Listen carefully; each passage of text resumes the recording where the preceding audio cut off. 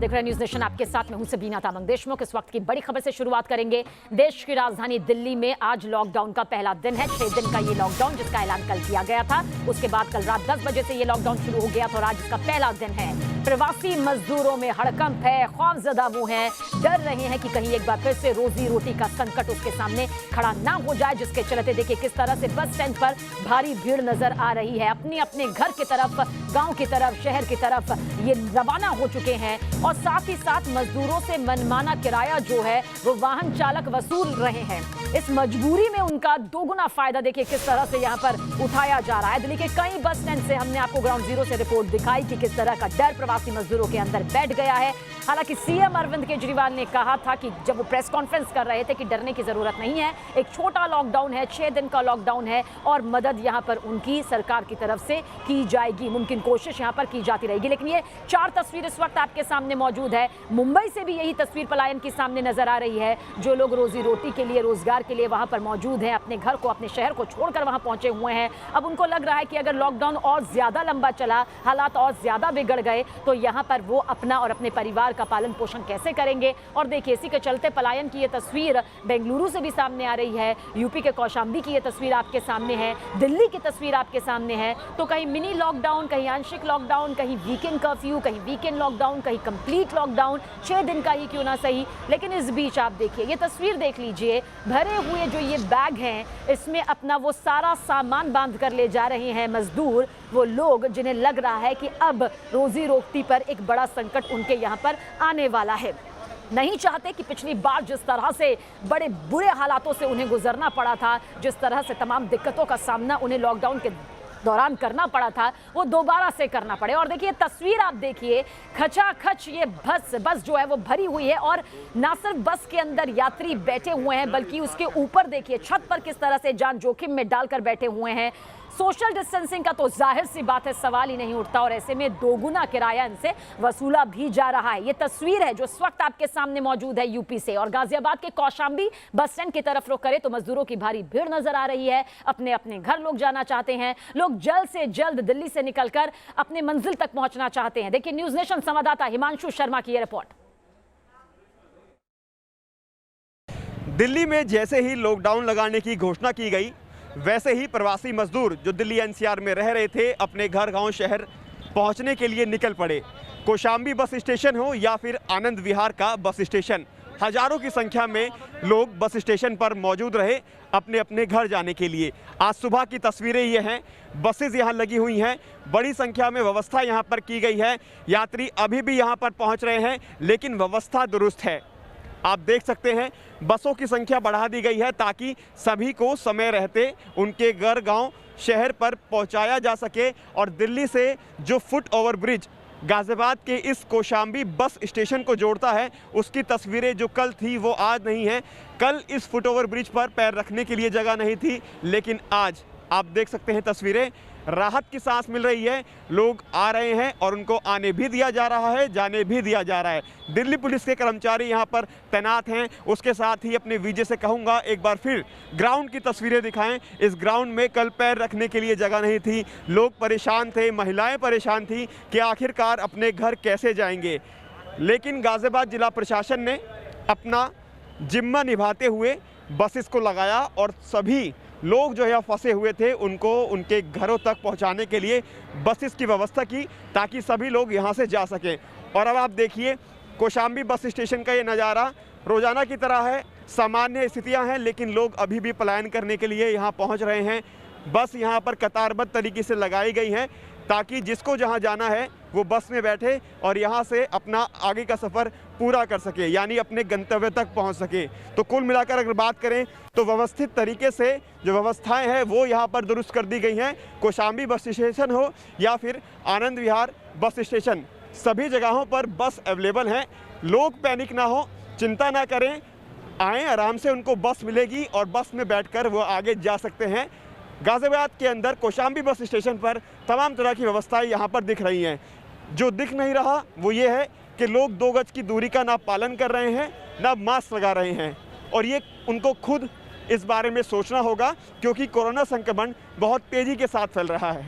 Video journalist के साथ Himanshu Sharma, news nation, Kaushambi bus station. तो कौशाम्बी की तस्वीर तो आपने देख ली, आनंद विहार की तस्वीर भी इससे जुदा नहीं है। देखिए लोगों की भारी भीड़ किस तरह से यहाँ पर पहुंची हुई है। दिल्ली में लॉकडाउन लगते ही पलायन करने वालों की संख्या में तेजी से इजाफा हो गया। देखिए सईद आमिर की रिपोर्ट। दिल्ली में 6 दिन के कर्फ्यू के चलते तमाम लोग अब पलायन की स्थिति में उतर आए हैं। तमाम ऐसे लोग जो दिहाड़ी मजदूर हैं, ऐसे लोग जो रेस्टोरेंट या फिर होटल्स या तमाम ऐसी जगहों पे काम कर रहे थे, जो कि रात में भी चूंकि नाइट कर्फ्यू की वजह से परेशान थे और कहीं ना कहीं अब उनकी जॉब की ऊपर बनती आई है। ऐसे में तमाम बड़े लोग जो हैं बड़ी संख्या में वो स्टेशन, चाहे वो बस स्टेशन हो, रेलवे स्टेशन हो, वहाँ पहुँच रहे हैं। इस समय हम आनंद विहार टर्मिनल पे मौजूद हैं और सुबह के वक्त आप देखिए यहाँ पर कितनी भारी भीड़ यहाँ पे इकट्ठा जमा हुई है। ख़ासतौर पे ऐसे लोग जो कि अपने घरों के लिए निकल रहे हैं वो यहाँ पर मौजूद हैं और बड़ी संख्या में आपको यहाँ पर लोग दिखाई दे रहे हैं जो कि यहाँ से पलायन करके आप सीधे या तो घर की तरफ जा रहे हैं और या तो फिर 6 दिन के लिए वापस घर जा रहे हैं। तो केजरीवाल ने जिस तरह से तमाम लोगों से ये भी कहा था और साफ तौर पे कहा था कि कोई भी शख्स घर ना जाए, कोई भी नौकरी छोड़ करके पलायन करके ऐसी स्थिति में घर ना जाए। लेकिन आप देखिए यहाँ पर बड़ी संख्या में कल रात की जो तस्वीरें थी, कल शाम की जो आनंद विहार की तस्वीरें थी वो भी चौंकाने वाली थी और आज भी सुबह आप देख रहे हैं बड़ी संख्या में यहाँ पर लोग मौजूद हैं जो यहाँ से निकल रहे हैं। यहाँ से जो ट्रेन है ज़्यादातर बिहार या फिर लखनऊ से होते हुए तमाम जगहों पर जाती हैं, तो यहाँ से पलायन की स्थिति जो है वो फिर से एक बार बनती हुई साफ तौर पे दिखाई दे रही है। सोशल डिस्टेंसिंग की बात करें या फिर नियमों की बात करें, जो पहले की तस्वीरें आती थी रेलवे स्टेशन से वो एकदम गायब हैं। आप देखिए प्रशासन की जो है वो इन सब चीज़ों का ख्याल फिलहाल नहीं रख पा रहा है। जो सोशल डिस्टेंसिंग को लेकर के जो लोग अंदर जाने वाले लोग थे, खासतौर पे वो तस्वीर आपको दिखाते हैं। पहले पालन किया जाता था सोशल डिस्टेंसिंग का कि प्रॉपर तरीके से लोग मास्क पहने कि नहीं पहने। सोशल डिस्टेंसिंग के लिए ये मास्क बनाए गए थे, सर्कल्स बनाए गए थे ताकि एक दूसरे के बीच सोशल डिस्टेंसिंग रह सके, वो उसका पालन नहीं हो पा रहा है। आप देखिए झुंड में लोग इकट्ठा हैं और वहाँ पर सिर्फ एक कर्मचारी जो है वो उनकी जांच कर रहा है और इसके अलावा कोई और शख्स यहाँ पर मौजूद नहीं है। तो आप देखिए बस सिर्फ और सिर्फ ये जांच चल रही है कि उनके पास टिकट मौजूद है या नहीं मौजूद है, लेकिन उनके पास सैनिटाइजेशन जैसी व्यवस्था या फिर लाइन बनाने की व्यवस्था या फिर सोशल डिस्टेंसिंग की व्यवस्था बिल्कुल भी नहीं है। ऐसे में हम एक बार फिर से बड़ा खतरा मोल ले रहे हैं। अगर सुरक्षा रखनी है तो सोशल डिस्टेंसिंग, मास्क और तमाम सैनिटाइजेशन का प्रॉपर पालन करना पड़ेगा, वरना एक बड़े खतरे में हम चले जाएंगे। तो कुल मिलाकर के कुछ इस तरह की स्थिति, पलायन जैसी स्थिति जो है वो तमाम रेलवे स्टेशन, बस स्टेशन के पे दिख रही है। वीडियो जर्नलिस्ट मुकेश कुमार के साथ सईद आमिर हुसैन, न्यूज़ नेशन, आनंद विहार, दिल्ली। और दिल्ली सरकार ने लॉकडाउन का ऐलान किया। प्रवासी मजदूर की भीड़ बस अड्डों पर तेजी से उमड़ने लगी। सोमवार को रात होते होते आनंद विहार बस टर्मिनल पर भारी भीड़ जमा हो गई। तो मुख्यमंत्री अरविंद केजरीवाल और दिल्ली पुलिस कमिश्नर ने लोगों से घबराकर वापस न लौटने की अपील किया, लेकिन लोगों पर इस अपील का असर होता दिखता नहीं है। लॉकडाउन लग गया, ऐसे कि लॉकडाउन में कोई हेल्प नहीं देता। हेल्प ना हमें सरकार देगी ना हमें कोई मकान मालिक देगा, हमें सबको देना है। गवर्नमेंट को बस यही मैसेज है कि आगे से ध्यान रखे और क्या गरीबों को, बस यही। पिछले साल बहुत बड़ी समस्या हो गई थी, लोग पैदल जा रहे थे, इस बार भी पैदल जा रहे, इतनी भीड़ भाड़ चल रही है कि पूछो मत, बसें मिल नहीं रही।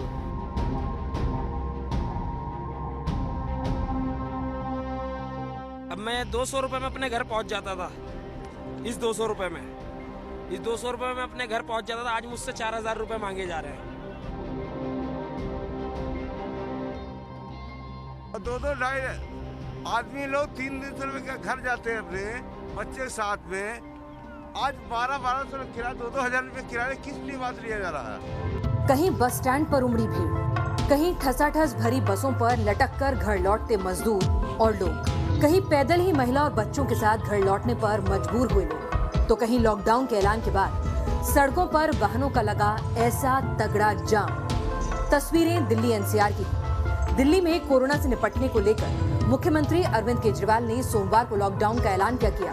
उसके चंद घंटों बाद ही प्रवासी मजदूरों और लोगों की भीड़ दिल्ली के अलग अलग बस अड्डों पर उमड़ने लगी। लोगों की भीड़ रात में भी कम नहीं हुई। सोशल डिस्टेंसिंग तो दूर की बात, कई लोगों ने तो मास्क तक नहीं लगाया। बस पर चढ़ने के लिए लोग बेकाबू होते दिखे। किसी को जगह मिली तो कोई बस पर लटक कर वापस घर जाने के लिए तैयार दिखा। मुख्यमंत्री ने लोगों से घबराकर घर वापस न लौटने की अपील भी की, लेकिन पिछले लॉकडाउन के कड़वे अनुभवों को याद कर कोई भी दिल्ली में रुकना नहीं चाहता था। हमारे जो माननीय अरविंद केजरीवाल मुख्यमंत्री जी हैं, उन्हें ना पहले भी लॉकडाउन हो चुका है उनके सामने ही। कोई ये नहीं कि 10-20 साल पहले हुआ, भी 1 साल पहले हुआ था, उन्होंने हालात देखे थे। अगर तुम्हें लॉकडाउन करना ही था तो 1-2 दिन की मोहलत देते, जो लोग अपने घर चले जाएं। बस पैदल इसीलिए जाना पड़ रहा है कि बस ये लॉकडाउन लग गया, पिछले साल ही यहीं रहना पड़ा। बाद में मकान मालिक ने भी कुछ नहीं छोड़ा, किराया उसने पूरा लिया। अब मालिक ने भी नहीं साथ दिया, नौकरी करते हैं। 7-8 हज़ार की नौकरी में क्या होता है आज के टाइम पे? खर्चे इतने होते हैं सबसे ज़्यादा। बहुत परेशानी है, आगे चल के यहाँ रह के फिर कुछ कमाने का तो जरिया है नहीं, खाने पीने का भी कोई इंतजाम नहीं है। कहाँ से होगा, क्या होगा? मकान मालिक तो अपना किराया पूरा लेगा ही लेगा, चाहे लॉकडाउन लगे चाहे कुछ भी लगे। जी सर, यहाँ ना भी कोई कमाने का साधन है, ना कोई सपोर्ट देने वाला है, इसलिए हम घर जा रहे हैं। यहाँ पे कुछ है नहीं, अब काम हम बंद हो गए इसलिए सब घर जा रहे हैं। अब ये हुआ, मुझे अपने घर जाना था, ये मेरी जेब में पैसे पड़े हैं कुछ, जो भी हो ये 2200-2300 रुपये जो भी इकट्ठा किया मैंने। अब मैं 200 रुपये में अपने घर पहुँच जाता था। इस 200 रुपये में अपने घर पहुँच जाता था। आज मुझसे 4000 रुपये मांगे जा रहे हैं। अब बताइए हम कैसे जाएं? गरीब आदमी, मजदूर आदमी, ये कमा के इकट्ठा किया, इसके लिए अपना घर छोड़ कर आए, कैसे जाएं?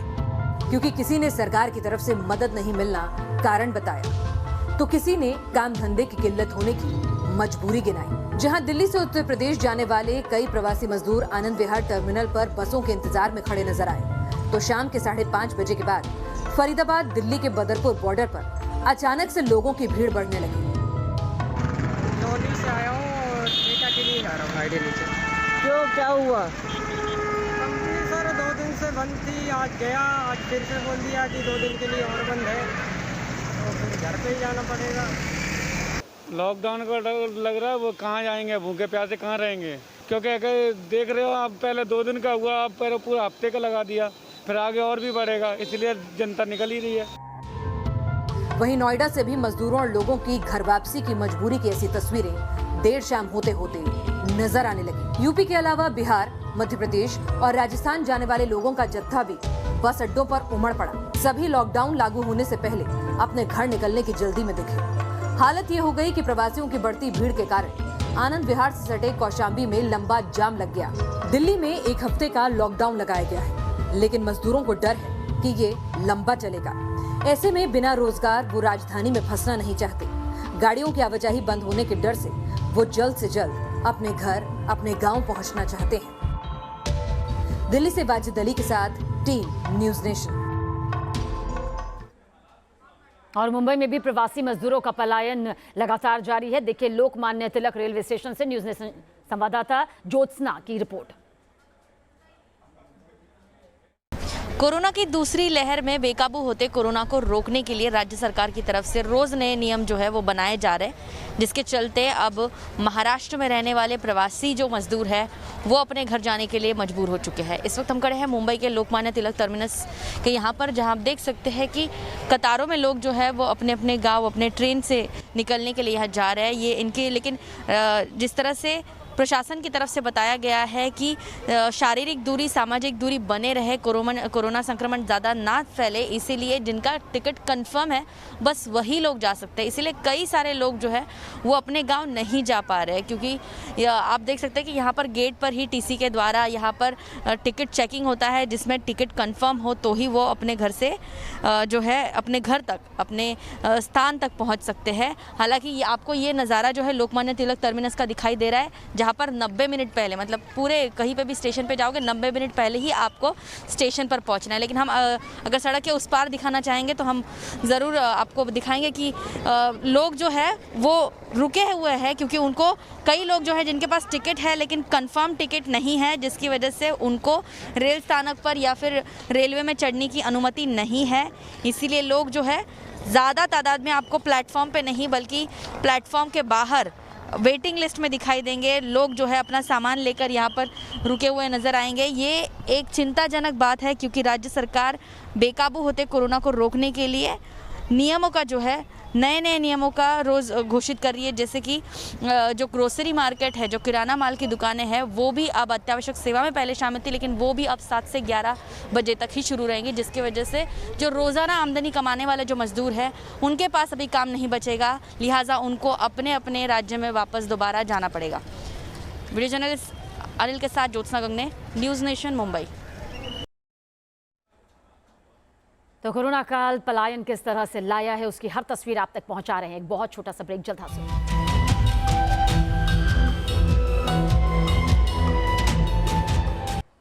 और पलायन किस तरह से लॉकडाउन लाया है, उसकी हर तस्वीर न्यूज़ नेशन आप तक पहुंचा रहा है। ये दर्द बेइंतहा है। पलायन का दर्द यूपी की राजधानी लखनऊ में भी दिखाई दे रहा है। दिल्ली और मुंबई से बड़ी संख्या में प्रवासी मजदूर अब यूपी के अलग अलग शहरों में पहुंचने शुरू हो गए हैं। लखनऊ के चारबाग रेलवे स्टेशन पर हर रोज हजारों की तादाद में प्रवासी पहुंच रहे हैं। देखिए अविनाश सिंह की ये रिपोर्ट। कई राज्यों में लॉकडाउन लगने की वजह से मजदूरों और प्रवासियों का बड़े स्तर पर पलायन जारी है।